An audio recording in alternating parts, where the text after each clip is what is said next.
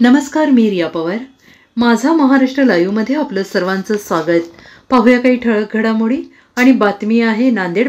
मुस्लिम दलितांवरील अत्याचार विरोधात लढण्यासाठी वंचित रस्त्यावर उतरली आहे. महाराष्ट्रात मुस्लिम बौद्ध मातंग दलित यांच्यावरील जातीयवादी शक्ती व पोलिसांकडून होत असलेल्या अत्याचार विरोधात वंचित बहुजन आघाडीच्या वतीने शुक्रवारी एल्गार मार्च काढण्यात आला. या मोर्चाला शहरातील डॉक्टर बाबासाहेब आंबेडकर यांच्या पुतळ्यापासून सुरुवात झाली. यानंतर हा मोर्चा जिल्हाधिकारी कार्यालयावर धडकला. या मोर्चात मुस्लिम बांधवांची मोठ्या संख्येने उपस्थिती होती. यावेळी राज्य प्रवक्ते फारुक अहमद, राज्य उपाध्यक्ष गोविंद दळवी, मुस्लिम इत्तेहाद फ्रंटचे जावेद कुरेशी, मराठवाडा विभागीय समिती सदस्य तय्यब जाफर, मराठवाडा उपाध्यक्ष केशव मुद्देवाड, मराठवाडा सदस्य डॉक्टर संघरत्न कुर्रे यांची प्रमुख उपस्थिती होती. या मोर्चाला संबोधित करताना राज्य प्रवक्ते फारुक अहमद म्हणाले की राज्यात जाणीवपूर्वक मुस्लिम अल्पसंख्याक बौद्ध मातंग यांना लक्ष केले जात आहे. राज्यातलं सरकार या वर्गाचं संरक्षण करण्यास कुचकामी व केवळ अपयशीच ठरले नाही तर आरोपींना छुपा पाठिंबा देत आहे की काय अशी शंका येत आहे. म्हणूनच मुस्लिम दलितांवरील अत्याचार विरोधात लढण्यासाठी वंचित रस्त्यावर उतरली आहे. महिनाभरात राज्यात दलित मुस्लिम बांधवांच्या 10 ते 12 हत्या झाल्यावरही सरकार याकडे गंभीर नाही. अनेक ठिकाणी पोलीस कस्टडीत जीव गेले आहेत. त्यामुळे राज्याच्या गृह विभागावर व पोलिसांवर देखील संशय आहे. परंतु बाळासाहेब आंबेडकर यांच्या आदेशाने सर्व अत्याचाराच्या विरोधात वंचित बहुजन आघाडीने एल्गार पुकारला असून अत्याचारांना सनदशीर मार्गाने अद्दल घडवणे गरजेचे आहे. या सर्व प्रकरणात न्याय मिळाल्याशिवाय वंचित बहुजन आघाडी माघार घेणार नाही असा इशारा फारुक अहमद यांनी यावेळी दिला आहे. अशाच नवनवीन बातम्यांसाठी पाहत रहा माझा महाराष्ट्र लाईव्ह. महाराष्ट्र में कई दिनों से मुस्लिम समाज बांधव के ऊपर, दलित समाज बांधव के ऊपर, आदिवासी ओबीसी बांधवों के ऊपर अत्याचार हो रहा है. मोदी सरकार और ये शिंदे सरकार के जब से आया है, जब से यहाँ पे जुल्म बढ़ गया है. कई कत्ल खुलेआम हो रहे हैं.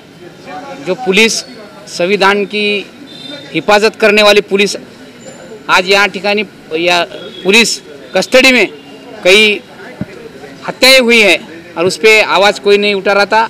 आदरणीय बाळासाहेब आंबेडकर ने ये अत्याचार के खिलाफ वंचित बहुजन आघाड़ी के पदाधिकारी को रास्ते पे उतरने का ऐलान कर दिए थे. आज वंचित बहुजन आघाड़ी नांदेड़ की ओर से यहाँ पे मोर्चा निकाला गया. बड़े पैमाने पे यहाँ पे हमारे मुस्लिम बांधव वो मोर्चे में शामिल हुए थे.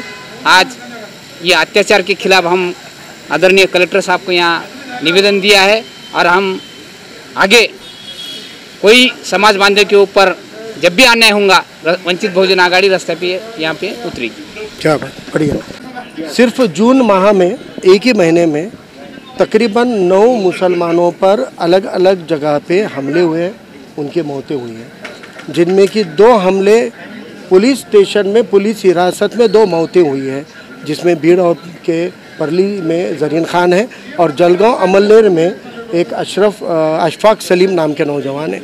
इसी तरह अहमदनगर के अंदर भी एक मॉब लिंचिंग हुई है. लव जिहाद के नाम पे भड़काऊ भाषण किए गए और वहाँ के नौजवानों को कानून हाथ में लेने की ललकार सुरेश चौहान के जैसे जातिवादी फिरका परस्तों ने की और उसमें उस प्रक्षोभक भाषण का शिकार होकर कुछ हमारे हिंदू समाज के नौजवानों ने एक मुस्लिम नौजवान को बाहर ले जाके जंगल में उसका कत्ल कर दिया. इस तरह से 9 मुसलमानों के अलग अलग घटना में कत्ल करने के बावजूद 4 हमारे पिछड़े समाज के, बौद्ध मातंग समाज के और माइक्रो ओबीसी आदिवासियों पे हमले हुए. लेकिन फिर भी कोई सेक्युलर जमात, कोई भी समाजी तंजीम, कोई भी नेता इसके खिलाफ मुंह खोलने को तैयार नहीं है. अगर विदेश में कोई बेहुरमती होती है तो नांदेड़ की सड़कों पे उतरते थे हम.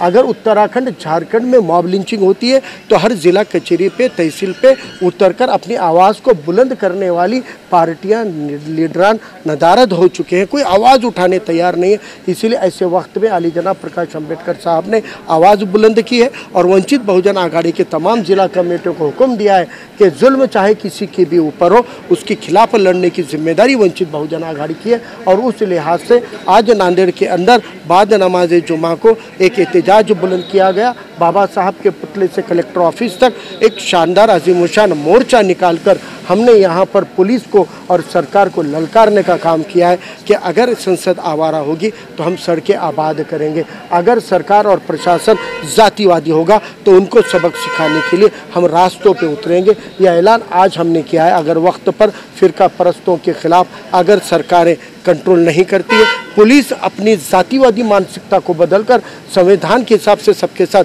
बराबरी का सुलूक नहीं करती है, अगर जरीन खान की जगह कोई कुलकर्णी होता, उसकी जगह अगर कोई पाटिल होता, उसकी जगह कोई जोशी होता, तो क्या पुलिस उनकी लॉकअप में हत्या करती? क्या पुलिस उनको मारती? ये गैर बराबरी की सोच पुलिस में नहीं होनी चाहिए। और इस मुल्क के अक़लियती मुसलमान हो, पिछड़े दलित समाज हो, पुलिस ने सबके साथ सम्मान का सलूक करना चाहिए। ये मांग करने के लिए आज का एहतजाज था और ये एहतजाज नांदेड़ की पूरी ज़िला कमेटी के सभी फ्रंट ने मिलकर कामयाब किया और बड़ी तादाद में शरीक होकर मुस्लिम भाइयों ने एहतजाज में बता दिया कि अब हम दलित, पिछड़े और मजलूम तबक़ात के साथ ताकत से खड़े हुए हैं और इंशाल्लाह ये इत्तेहाद नांदेड़ की हर तरह की समाजी और सियासी सूरत को बदलने के लिए काफ़ी है।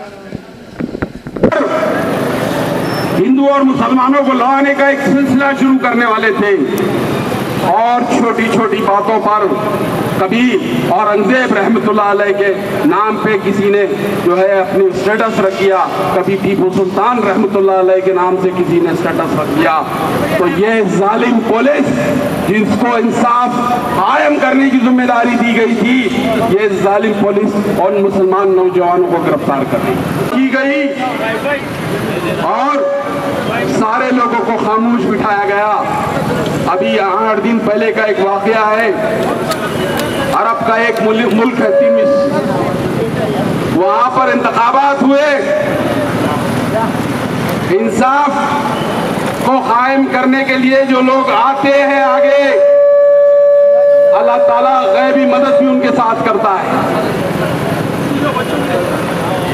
देखिए प्रकाश अंबेडकर साहब का वो वाकया कि आए दिन नबी करीम सल्लल्लाहु अलैहि वसल्लम की शान में गुस्ताखी करने वाले लोग जो है आराम से छूट जाया करते थे।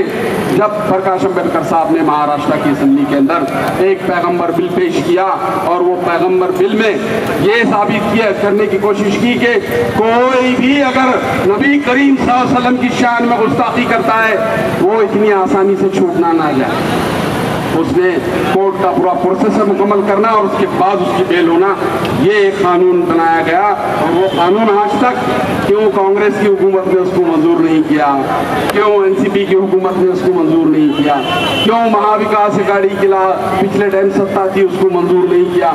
लेकिन आने वाले वक्त के अंदर इंशाल्लाह ये जो है बिल पास होगा।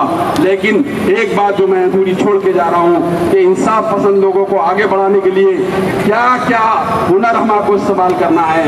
इसका एक सदर था खैर सईद, एक जो है प्रोफेसर थे कानून के,